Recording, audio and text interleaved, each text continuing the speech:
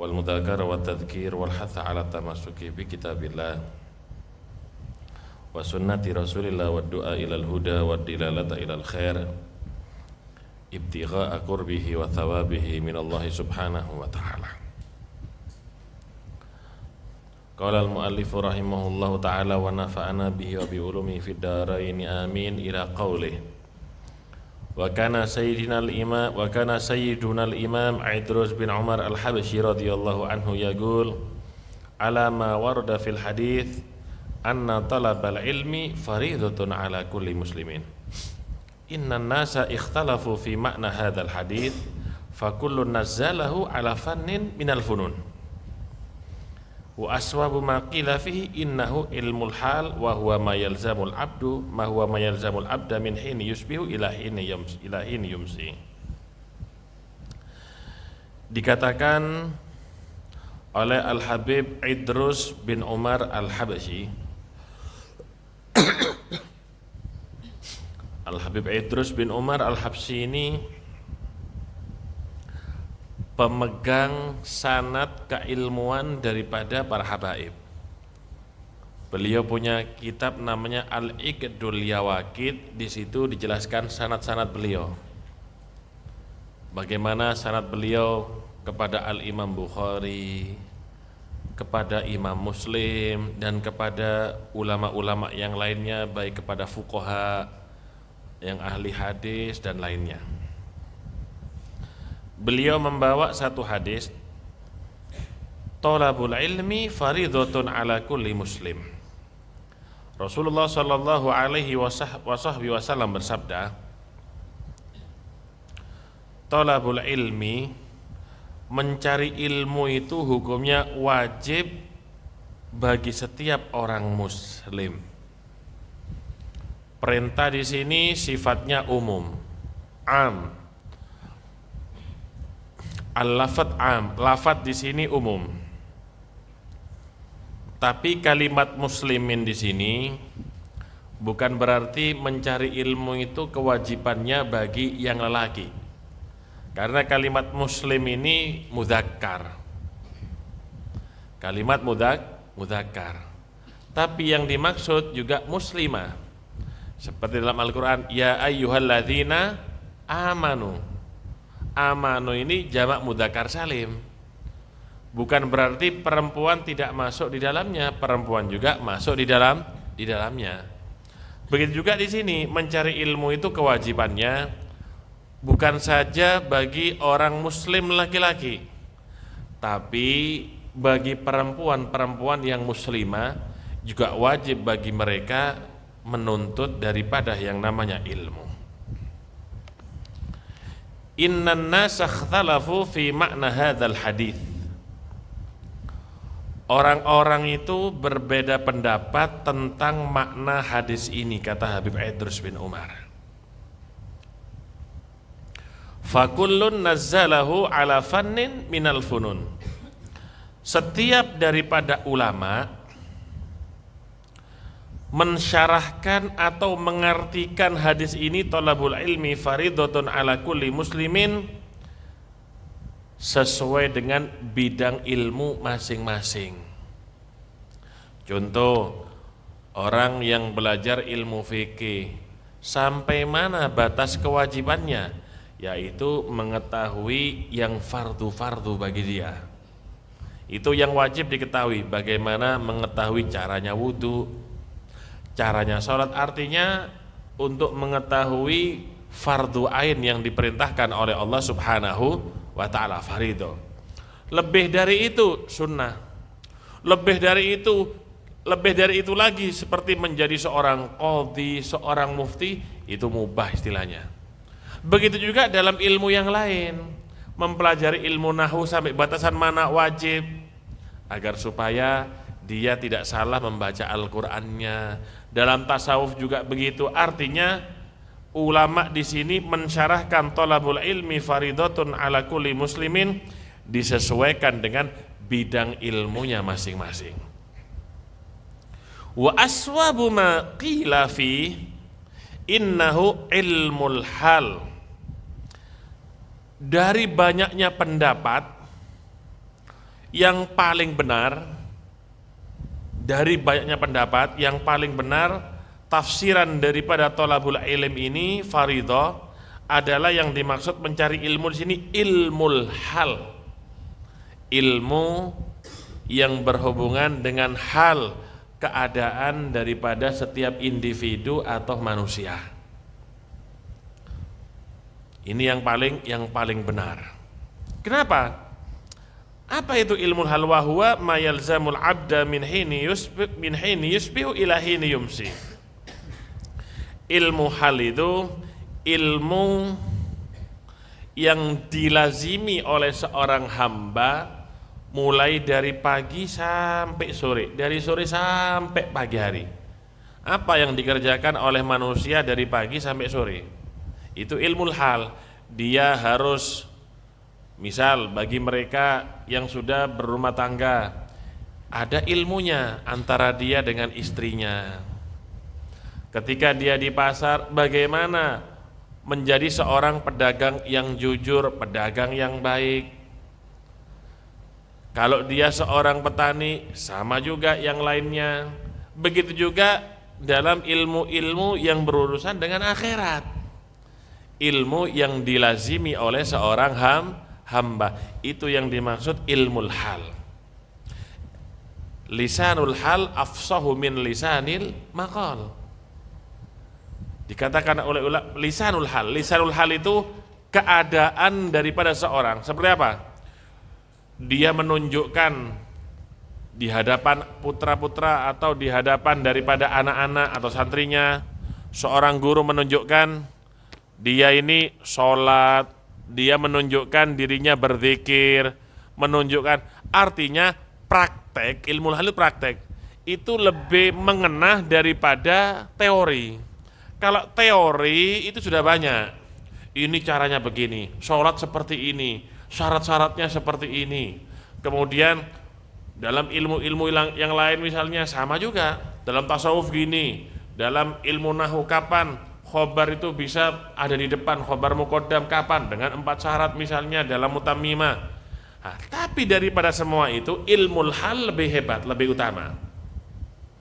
Sebelum kita misalnya menasehati orang lain, ayo sholat yang banyak, jangan lupa qiyamul lail, bangun tengah malam, kita mencontohkan kepada teman kita, atau seorang guru mencontohkan daripada muridnya, dia malamnya bangun, kemudian dia berzikir, dan dia juga mengaji Al-Quran.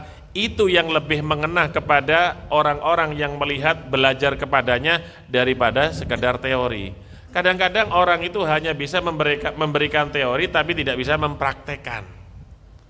Ayo sholat malam, ayo wirid, ayo istighosah, tapi dia tidak mengerjakan. Ini atharnya sedikit, efeknya sedikit, pengaruhnya sedikit. Tapi ketika seseorang itu menunjukkan di hadapan mereka, langsung praktek sholat, langsung dia ibadah, nah itu yang istimewa, itu ilmul hal. Wa inna minal ilmi alladhi talabu fardun ala kulli muslimin wal ilmu alladhi tatawassalu bihi ila ma'rifatil halal litatanawalahu wa ma'rifatil haram litajtanibahu. Dan termasuk daripada ilmu yang hukumnya wajib bagi setiap muslim mencarinya, termasuk daripada ilmu yang wajib dicari bagi setiap muslim, yaitu ilmu, dengan ilmu tadi dia bisa mengetahui yang halal sehingga dia bisa mengkonsumsinya, atau dari ilmu tadi dia bisa mengetahui mana yang haram dan dia bisa menghindarinya. Kalau dulu itu ilmul halal wal haram, zaman dulu babnya itu gitu, ilmul halal wal haram, langsung mereka itu praktek daripada para ulama-ulama dulunya. Dalam kaidah itu disebut apa? Innalil wasail hukmal maqasid. Perantara itu hukumnya bisa menjadi wajib, menjadi sunnah, dan haram dan yang lainnya, tergantung daripada tujuannya. Kalau tujuannya itu wajib, maka perantara tadi hukumnya wajib. Contoh, dia tidak mengenal tata cara wudhu, sedangkan wudhu itu wajib bagi dia, dan dia bisa mengetahui tata cara wudhu dengan jalan kaki atau belajar di pondok sini Kanigaran Zailul Islah, maka wajib dia hukumnya belajar. Kenapa? Karena yang dituju adalah sesuatu yang wajib. Terkadang tujuannya itu sunnah, maka perantara untuk mendapatkan juga hukumnya apa? Sunnah. Contoh, seseorang ingin mengembangkan ilmu yang dia dapat, halal haram sudah dia kuasai, ilmu-ilmu yang fardu ain dia kuasai, dia ingin mengembangkan daripada ilmunya, melebarkan sayapnya, melebihi daripada yang fardu, itu hukumnya sunnah. Sehingga perginya dia ke pondok pesantren di sini karena hanya di sini yang bisa mengajarkan, maka hukumnya sunnah sesuai dengan apa? Tujuannya. Begitu juga dengan ilmu di sini, mencarinya itu hukumnya fardu. Ilmu apa yang dimaksud oleh ulama? Ilmu untuk mengetahui halal dan ilmu untuk mengetahui yang haram. Mengetahui yang halal bukan berarti kalau kita mengetahui yang halal semuanya itu dilahap habis, dimakan semuanya. Paling tidak ketika dia mengetahui ini hukumnya halal dan boleh dikonsumsi, artinya dia bisa jauh dari murkanya Allah Subhanahu wa ta'ala. Kalau ini sifatnya haram, dia bisa menghindari daripada api neraka Allah Subhanahu wa ta'ala. Wa qala Sayyidina Syekh Ali bin Abi Bakar As-Sakran radhiyallahu an fi Ma'arijil Hidayah, inna fardal aini minal ilmi thalathatu anwa.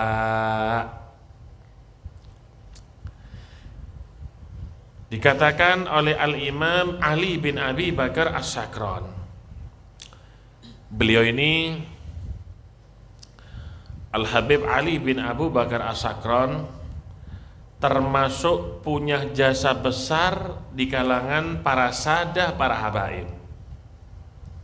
Kenapa? Karena beliau termasuk yang mengumpulkan dan membukukan daripada syajaratul ansab, pohon-pohon nasab daripada keturunan baginda Nabi yang melalui daripada Sayyidina Husain. Jadi punya jasa besar. Beliau di dalam kitab Ma'arijul Hidayah mengatakan, ilmu yang fardu ain itu ada 3 macam. Ilmu yang fardu ain ada 3 macam. Yang pertama, ma'rifatullahi ta'ala, ilmu untuk mengenal Allah Subhanahu wa ta'ala. Ya, apa mengenal Allah? Apakah seperti mengenal manusia harus kenalan terlebih dahulu, jabat tangan, kemudian tanya di mana rumahnya, kerjanya apa? Gimana maksudnya mengenal Allah? Mengenal Allah itu ma'rifatu dzatih, dengan mengenal zat daripada Allah Subhanahu wa ta'ala dan sifatnya, wa af'alihi, dan perbuatan daripada Allah Subhanahu wa ta'ala. Bagaimana kita ini mau menyembah zat yang kita tidak mengenalnya? Nggak mungkin.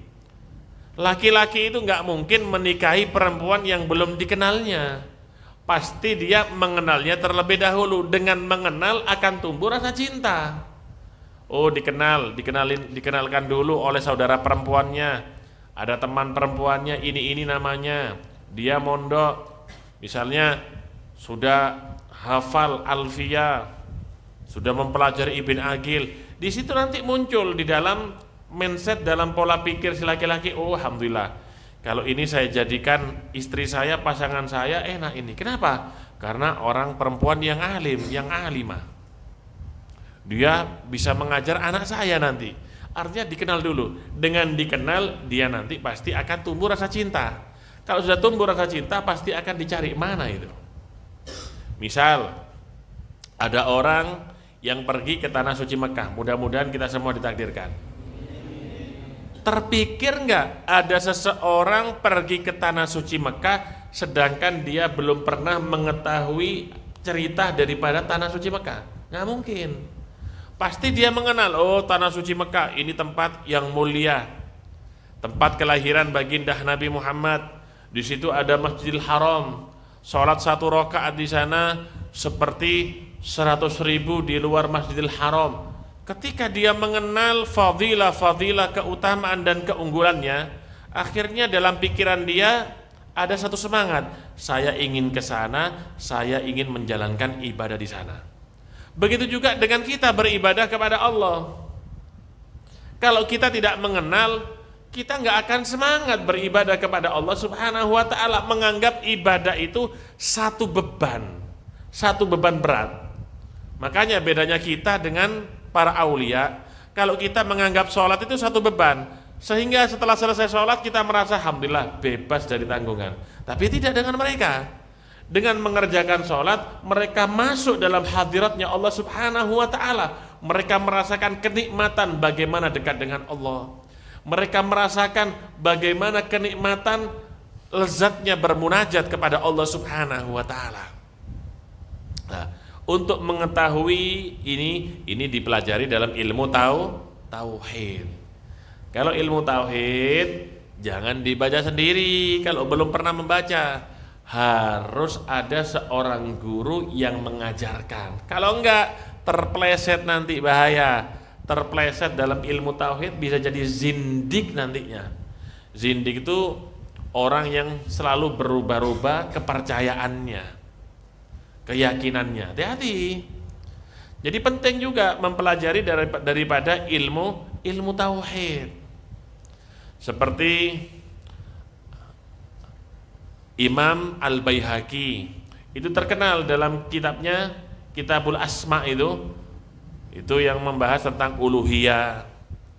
Atau mungkin untuk bagi pemula mempelajari Aqidatul Awam. Bisa dengan syarahnya Nurud Dolam Syekh Nawawi Banten, atau punya Abu Ya Sayyid Muhammad Al-Maliki, ada syarahnya juga. Setelah itu naik kepada Kifayatul Awam. Naik lagi nanti kalau sudah mampu kemana?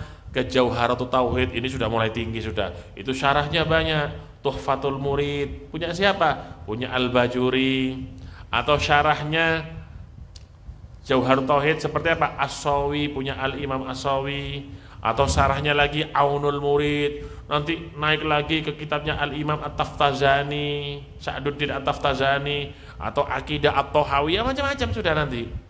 Artinya cara untuk mengenal Allah semakin dalam. Tapi untuk lebih daripada yang wajib, lebih daripada sifat 20 dan yang lainnya, itu tidak wajib. Tapi harus ada daripada kita yang menguasainya untuk menolak daripada syubhat-syubhat yang biasanya dilancarkan oleh orang-orang selain kita untuk menggoyahkan daripada akidah kita. Penting ilmu tauhid tadi itu. Sebagian ulama sudah mencukupkan yang fardu seperti dalam kitab Aqidatul Awam, itu cukup sudah yang fardu. Sebagian mencukupkan. Sisanya Sisanya memperbanyak ibadah. Kenapa? Karena Allah itu untuk disembah, bukan untuk dipelajari. Sebagian seperti itu. Sehingga Qutbul Wala Al-Imam Al-Habib Abdullah bin Abu Bakar Al-Aidrus, beliau mengatakan hakikatut tauhid, hakikat daripada tauhid, kata beliau, yaitu bangun di tengah malam, al-inkisaru fi jawfil lail, bangun tengah malam, bersimpu, bermunajat di hadapan Allah, melewati sholat, doa di tengah malam, itu hakikat tauhid. Yang pertama, mengetahui Allah Subhanahu wa ta'ala. Kenapa? Lita'rifa awalan man ta'budu, supaya kamu tahu siapa zat yang kamu sembah. Wa bita'ati man taksidu, dengan kamu taat kepadanya kamu tahu siapa yang kamu tuju. Itu perlu. Makanya dalam doa, Rabbana atina fid dunya hasanah wa fil akhirati hasanah. Ada dua hasanah di sini. Sebagian mentafsirkan beda-beda ulama tafsir. Hasanah di dunia ada yang mengatakan rezeki yang banyak. Ada yang mengatakan hasanah yang pertama seorang perempuan yang solihah, mungkin namanya Hasanah ya. Hasanah yang di akhirat yaitu surganya Allah Subhanahu. Tapi para aulia beda lagi. Rabbana atina fid dunya hasanah. Hasanah di dunia ma'rifatullahi azza wajal. Kebaikan yang paling tinggi di dunia mengenal Allah Subhanahu wa taala. Kalau kita ini masuk di tempat, di situ banyak hiburan yang membuat hati ini nggak sumpek, seneng kita. Kalau kita masuk ke tempat hiburan tadi seneng, terlebih-lebih kita mengenal dengan pemiliknya. Setiap saat kita bisa ke situ kalau kenal. Begitu juga dengan surga. Para aulia itu mereka bukan surga tujuan mereka. Siapa? Pemilik daripada surga siapa? Allah Subhanahu wa ta'ala. Karena kalau sudah kenal dengan pemiliknya, semuanya akan diberikan oleh pemiliknya. Sehingga mereka mengatakan hasanah yang ada di dunia ma'rifatullah. Sedangkan hasanah yang kedua yaitu liqa'ullah fil akhirah. Bertemu dengan Allah Subhanahu wa ta'ala di akhir. Kenapa? Karena setiap daripada orang mukmin sesuai dengan kadar iman mereka, sesuai dengan kadar ibadahnya, akan disingkap hijabnya di akhirat sehingga bisa memandang zat Allah Subhanahu wa ta'ala. Itu kenikmatan terbesar, bukan surga seisinya. Itu tingkatan kita, kata para aulia. Surga seisinya yang beribadah ingin surga, ingin bidadari, itu kelasnya kita. Kalau ibaratnya tentara kelasnya kopral, tapi kelasnya jenderal kepingin ketemu siapa? Ketemu ketuanya siapa? Presiden. Kalau aulia ingin melihat siapa? Ingin melihat zat daripada pencipta alam semesta dan pemilik surga Allah Subhanahu wa ta'ala. An-naw'u tsani ma'rifatu ma furidu 'alal 'abdi fi dhahirihi min ahkami syariati wa fawaidiha al-badi'ah. Ilmu yang fardu yang kedua yaitu mengetahui apa-apa yang diwajibkan oleh Allah kepada seorang hamba dalam kehidupan sehari-harinya, dalam kehidupan yang nyata melalui hukum-hukum syariat.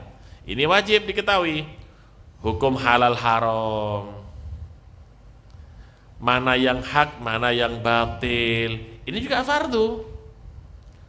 Mempelajari tata cara sholat, mempelajari daripada tata caranya wudu. Karena kalau nggak bisa wudu ya nggak bisa sholat. Karena al wudu miftahus sholat, at-taharah miftahus sholat. Karena bersuci itu kunci daripada apa? Kunci daripada sholat. Harus juga dipelajari ini ahkam-ahkam syariah, hukum-hukum syariat. Bisa dipelajari melalui usulnya atau melalui furu'nya. Kita fikih furu' seperti takrib, seperti Fathul Mu'in, itu furu'nya, atau usulnya, usul Al-Baydawi, macam-macam. An-naw'u tsalits, macam yang ketiga daripada ilmu yang fardu ain, ma furidu 'alal 'abdi fi batini, apa-apa yang diwajibkan kepada seorang hamba dalam urusan batinnya. Wa huwa ilmul qalb al-muhim, yaitu ilmunya hati al-muhim yang penting, al-matruk yang banyak ditinggalkan. Jadi mengetahui ilmu hati itu juga fardu ain hukumnya. Mengetahui masalah hasud, ini kotoran hati. Kibir, batarul haq, sombong, ujub, merasa bangga, riya, al-amali ghairillah, mengamalkan untuk selain Allah. Ini tahu, harus diwajibkan, harus diketahui juga kewajiban ini. Dalam Zubat disebutkan apa? Wa ilmu da'in lil qulubil mufsidi kal kibri wal ujbi wa da'il hasadi wa ma siwa hadza minal ahkami fardhu kifayatin 'alal anami. Dalam Zubat disebutkan wa ilmu da'in, mengetahui ilmu daripada penyakit hati. Bagaimana membersihkan hati daripada sifat iri, sifat sombong dan kawan-kawannya. Lil qulub mufsidi, yang merusak hati manusia. Kenapa? Hati itu tempat pandangan Allah Subhanahu wa ta'ala. Kalau hati tempat pandangan Allah itu bersih, semuanya akan baik-baik itu manusia. Gak usah bingung dengan urusan apa? Urusan dunia. Gak usah bingung. Kalau orang hatinya sudah bersih, gak usah bingung dengan urusan dunia. Dikatakan oleh guru kami, gurunya Kiai Mas Imam, Kiai Mas Ahmad, apa kata Habib Umar? Idza soluhal hal tabi'ahul mal.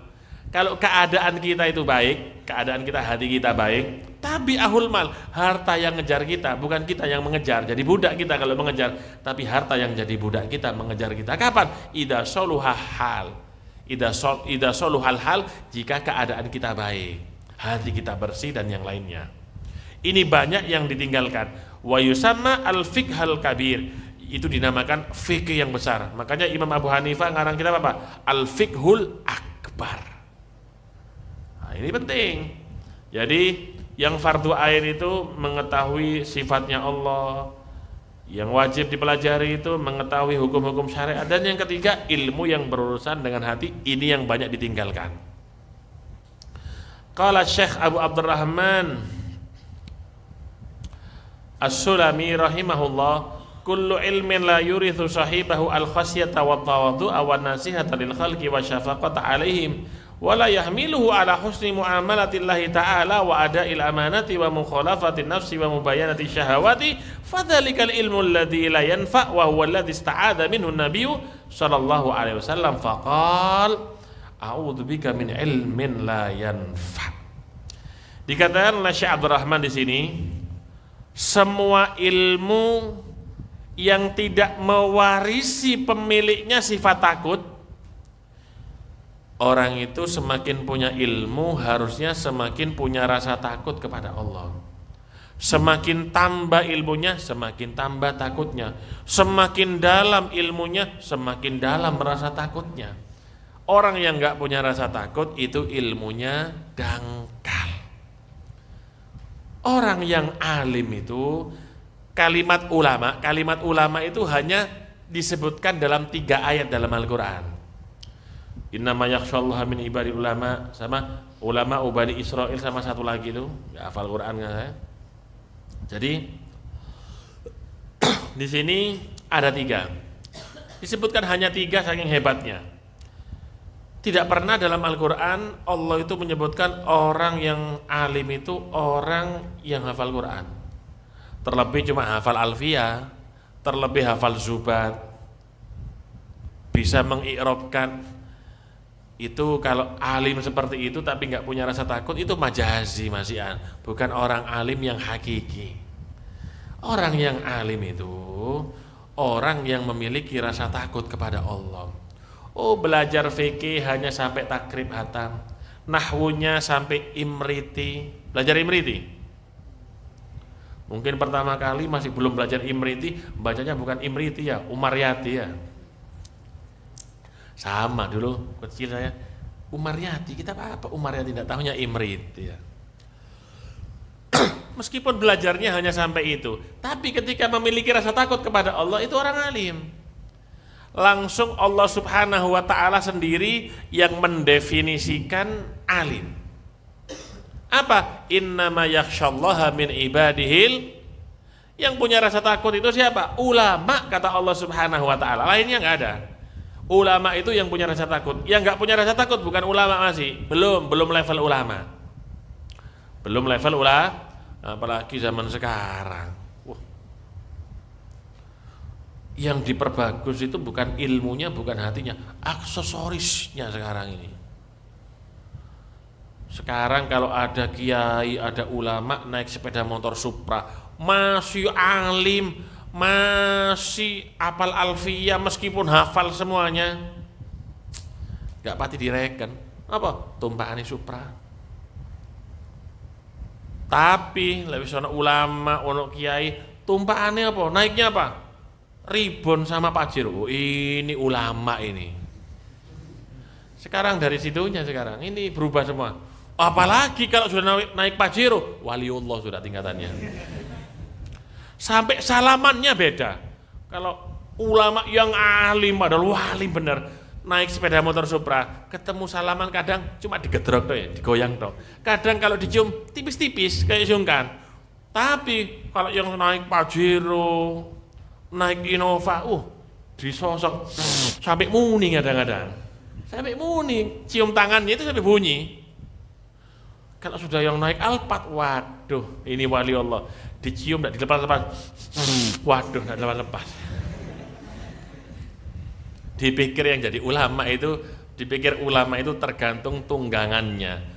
Ulama itu tergantung sifat khosyahnya, rasa takutnya kepada Allah Subhanahu wa ta'ala. Semakin banyak ilmunya itu semakin tawadhu. Tahu pohon padi, tanaman padi itu. Padi itu semakin banyak, biji-bijiannya semakin apa? Semakin menjulai ke bawah. Kalau masih belum ada biji-bijiannya, gimana itu padi? Kemana arahnya? Ke atas semua. Biasanya tidak ada ilmu, sombong itu biasa. Tapi orang yang alim menundukkan kepala, lebih banyak melihat ke bawah. Kenapa? Malu kepada Allah Ta'ala. Ilmu yang tidak mewariskan nasihat kepada manusia. Orang yang punya ilmu itu, ilmu yang hebat, memberikan nasihat kepada sesama manusia. Syafaqah alihim, kasih sayang kepada mereka. Ilmunya tadi membawa mereka untuk baik bermuamalah dengan Allah, jujur. Kemudian amanah, mukhalafatin nafsi, ilmu yang mewariskan kepada dirinya untuk melawan daripada hawa nafsu. Ya ini, kalau ilmu selain itu semua ilmu yang tidak manfaat, kata Nabi Muhammad. Kita menanam pohon mangga 1000, 10 tahun, 20 tahun nggak berbuah, rugi enggak? Rugi, capek menanamnya. Gimana kalau bikin hasil? Ya dipotong, dijual apa? Kayunya. Kenapa? Nunggu buahnya nggak keluar. Ilmu juga begitu. Sudah nggak tidur di pondok, kadang-kadang riyadhah, tapi nggak manfaat. Percuma tahunan belajar di pondok. Eman. Ini ilmu yang tidak manfaat, ini ilmu yang Nabi Muhammad berlindung kepada Allah. Ya Allah, Allahumma inni a'udzubika min ilmin la yanfa. Ya Allah, aku berlindung daripada ilmu yang enggak manfaat. Nabi loh. Nabi itu doa, takut ilmunya enggak manfaat. Kadang kita sudah merasa manfaat. Wa qalbin la yakhsha. Dan ya Allah, aku berlindung daripada hati yang enggak khusyuk kalau ibadah. Wa du'ain la yustajab, dan berlindung dengan doa kepada Allah dari doa yang enggak dikabulkan. Dan wa amalin la yuqbal, dan amal yang enggak diterima. Wa qala rajulun lil Junaid, ada seseorang berkata kepada Al Imam Junaid, ayyul ilmi anfa, ilmu apa yang bermanfaat? Qala, berkata Imam Junaid ini sayyidut ta'ifah, pemimpin para wali di zamannya. Apa ilmu yang paling manfaat? Dijawab oleh Imam Junaid, madallaka 'ala Allah ta'ala wa ab'adaka an nafsik, ilmu yang menunjukkan kamu ke jalannya Allah dan menjauhkan kamu daripada dirimu. Ilmu semakin mendekatkan kepada Allah, yaitu ilmu yang manfaat. Semakin mendekatkan kita kepada Nabi Muhammad, yaitu yang manfaat. Semakin sayang kepada hambanya Allah, itu manfaat. Semakin takdim kepada guru, kepada yang mengajarkan kita walaupun satu huruf, itu ilmu manfaat.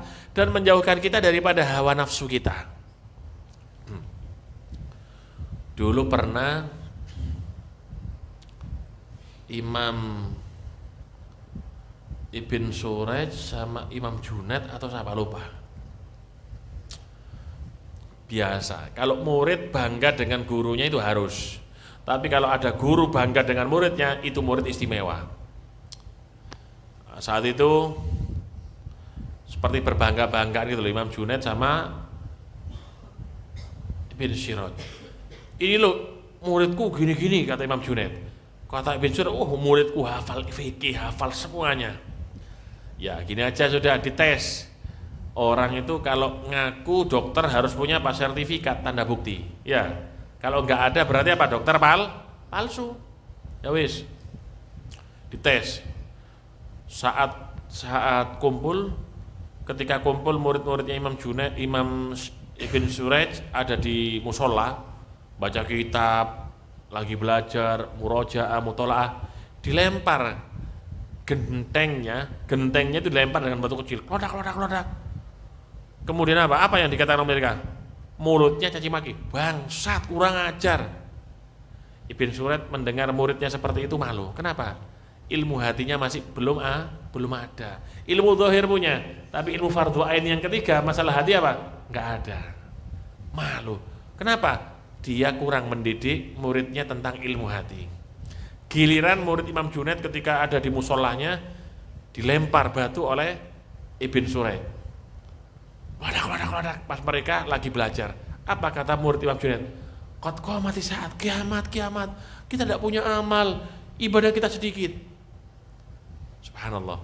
Muridnya Imam Junaid lebih ingat kepada Allah dan ingat kepada akhir. Ya ini ilmu yang manfaat. Qala Sayyidina Imam Allamah Abdurrahman bin Abdullah bil Faqih. Ini julukannya Allamatud Dunya, Habib Abdurrahman bin Abdullah bil Faqih, murid daripada Al-Habib Abdul Haddad.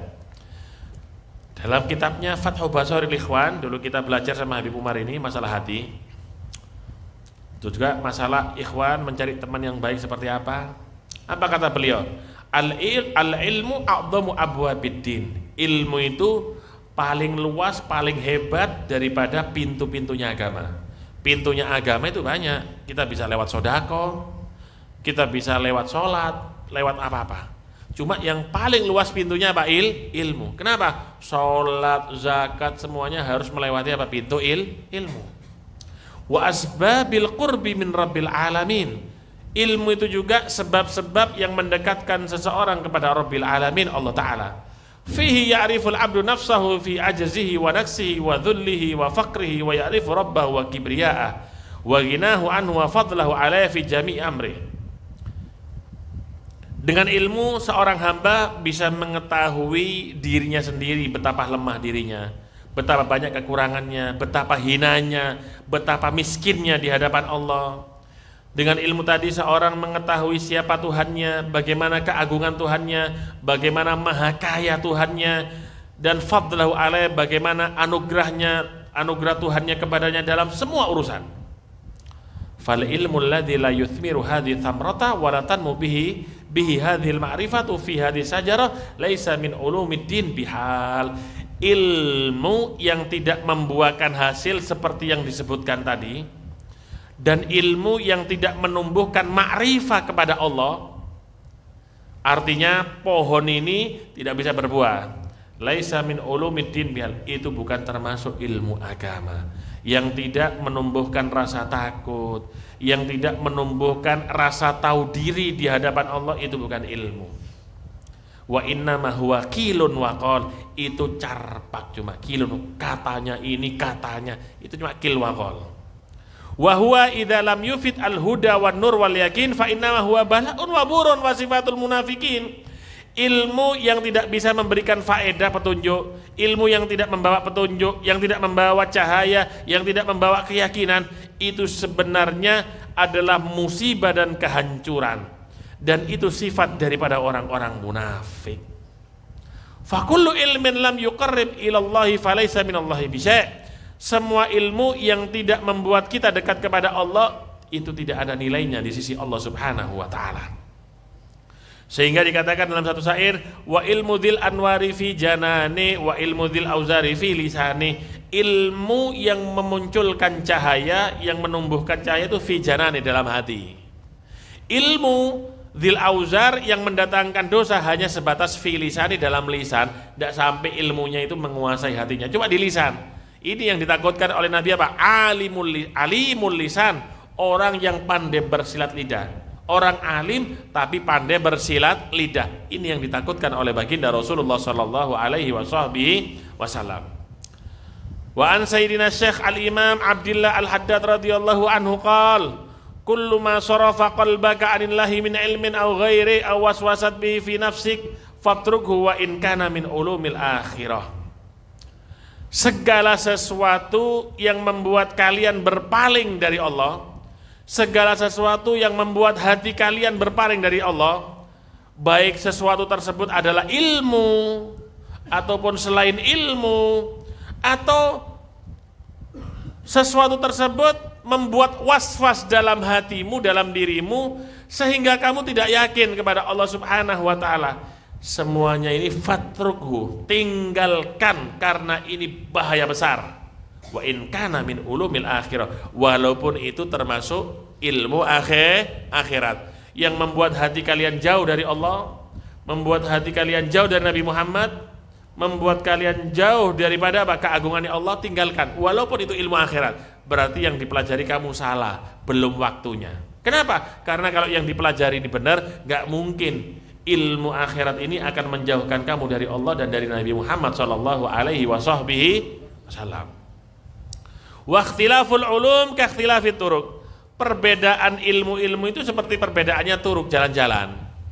Ada ilmu fikih, ilmu alat, ilmu badi, ilmu bayan, ilmu sorof, ilmu balaghah, ilmu tafsir, ada usul tafsir, ilmu hadis, ilmu mustalah hadis, dan lain-lain. Banyak itu ilmu. Macamnya ilmu beda-beda, itu seperti perbedaannya jalan. Terus, fakhud minha ma tahtaj ilaih. Ambil yang kamu perlukan, yang tidak diperlukan enggak usah diambil. Contoh, mithlama idza kunta musafiran wa ra'aita turuqan katsiratan fala tasluki turuqa kullaha bal wahidatun minha allati minha tariquk. Misal kita mau pergi ke Surabaya, banyak jalannya. Mau ke Surabaya itu banyak jalannya. Kita dari Probolinggo ke Surabaya bisa naik tol, bisa lewat bawah, bisa turun Pasuruan tolnya, bisa turun di Bangil, bisa langsung tol Surabaya, banyak. Terus yang mana yang diambil? Ambil yang kamu perlukan untuk sampai ke Surabaya, yang mana? Ya itu yang kamu ambil. Ilmu juga banyak. Yang kamu perlukan dulu apa? Oh, saya perlu untuk sholat. Ya ambil dulu yang sholat, tidak usah yang lainnya. Saya perlu ilmu untuk mengetahui tata cara wudhu. Ya ambil itu aja, yang lain nggak usah. Jadi ambil yang paling penting terlebih dahulu. Baru setelahnya itu ziyadah sunnah sudah. Ambil yang paling penting. Seperti itu juga ilmu. Wa kataba radhiyallahu anhu wa nafa'ana bi ila ba'dhim. Wa alaika bil ulumil ghazaliyah wa ma jara majraha minas sufiyat wal fiqhiyat allati hiya ulumu syar'i wa sahihul kitabi wa sunnah fa thamma salamat wal ghanimah wa ihtaris mimma siwa dzalik fa innahu rubbama yusawwis 'alal insan suluka. Dikatakan oleh Al-Habib Abdullah Al-Haddad, hendaknya kalian itu mempelajari ilmu yang dikarang oleh Al-Imam Ghazali. Utamanya apa? Ihya Ulumuddin. Sampai dikatakan Ihya itu kitab paling hebat setelah Al-Quran dan hadis. Itu Ihya, kitab Imam Ghazali. Wa ma jara majraha, atau kitab yang semisal kitabnya Imam Ghazali daripada para sufia, orang-orang sufi, seperti kitabnya Al-Imam Abul Hasan Asy-Syadzili, Sayyidi Ar-Rifai. Jangan yang membingungkan kita seperti kitabnya Ibn Arabi, jangan dibaca, belum tingkatannya kita. Atau kitab tasawuf seperti Al-Imam Abdul Wahab Asy-Sya'rani, Al-Uhud Al-Muhammadiyah, kitab beliau, atau kitab beliau yang lainnya bisa, atau Imam Zarruq Al-Maliki. Dikatakan oleh salaf, ulama akhirat itu ulama yang cinta dengan kitabnya Imam Ghazali. Ulama akhirat. Ulama dunia itu ulama yang benci dengan kitabnya Imam Ghazali. Kenapa? Imam Ghazali dalam kitabnya Ihya dan semua mengajarkan kita apa? Menghindari dunia, menghindari jabatan, menghindari popularitas. Tidak disukai dengan ulama dunia. Ulama dunia kepingin apa? Kepingin viral, terkenal, dihormati. Itu semua dibuang itu semua dihajar oleh Imam Ghazali dalam kitabnya. Makanya tandanya ulama akhirat cinta dengan kitabnya Imam Ghazali. Atau ilmu fikih yang lainnya, yaitu ilmu syariat. Jauh-jauh takrib, mungkin sebelumnya belajar apa? Belajar Safinah. Setelah Safinah mungkin Sulam Taufik. Mungkin setelah itu belajar apa? Takrib. Setelah itu naik Fathul Mu'in, atau yang gampang dulu. Fathul Mu'in agak sulit. Misalnya Al-Yaqutun Nafis atau Zubat misalnya. Terus Umdatus Salik, baru apa? Fathul Mu'in. Setelah Fathul Mu'in baru Minhajut Thalibin lil Imam An-Nawawi. Mungkin setelahnya Raudhatul Thalibin Imam Nawawi lagi, Majmu' atau Muhadzab Al-Imam Syirazi, dan seterusnya. Kitab yang itu dijelaskan tentang Al-Quran dan Sunnah. Kenapa? Fathamma salama wal ghanimah. Kalau kalian mempelajari kitab Imam Ghazali, ilmu syariat, semuanya ini, di situ terdapat keselamatan wal ghanimah, dan akan mendapatkan keuntungan yang besar. Wahtaris mimma siwa dzalik, hindari selain ini, selain kitab ini hindari. Kenapa? Karena terkadang meskipun kitab itu bagus, yusawwis 'alal insan suluka, membuat apa? Menghambat suluknya seseorang kepada Allah Subhanahu wa taala. Wa qala Sayyidina Imam Ahmad bin Zain Al-Habsyi nafa'allahu bih, Ini yang mengarang ini istimewa Habib Zain. Kenapa? Disebutkan Habib Ahmad bin Zain. Kenapa? Beliau ini muridnya Habib Abdul Haddad. Yang disebutkan nama gurunya dulu. Sebelumnya disebutkan kalam atau pendapat gurunya baru muridnya. Ini termasuk adab. La syakka anna mutala'atal kutubi kutubil qom. Enggak ragu dengan mempelajari kitab-kitab kutubul qom. Kalau disebut istilah kutubul qom, kitabnya kaum. Kaum ini orang-orang sufi. Kutubul qom itu berarti kitab tasawuf, itu istilah. Kutubul qom itu kitab-kitab tasawuf. Kaum di sini para aulia seperti Imam Ghazali, Asy-Syadzili, Ar-Rifai, Al-Jailani, semisalnya. Kal Ghazaliyah seperti kitabnya Imam Ghazali. Afdhalu minat taqarrubi binafil ibadat. Mempelajari kitabnya Imam Ghazali itu lebih afdal daripada mendekatkan diri dengan ibadah-ibadah sunnah seperti sholat dan puasa. Kenapa? Lima fiha minat ta'rif bihal nafsi. Karena dengan membaca kitab Imam Ghazali dan yang semisalnya, itu kita dikenalkan di dalamnya untuk mengetahui daripada diri kita. Bagaimana kita ini tunduk kepada Allah. Nafsu ini, hawa nafsu harus dihindarkan, dibuang. Itu tahunya dengan mempelajari kitab, bukan dengan ibadah. Walima fiha minan nafi al-muta'addi aidan. Dengan mempelajari kitab itu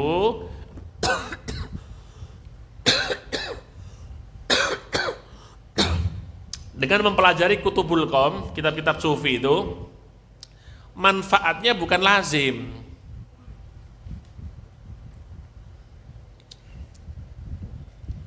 Tapi manfaatnya muta'addi.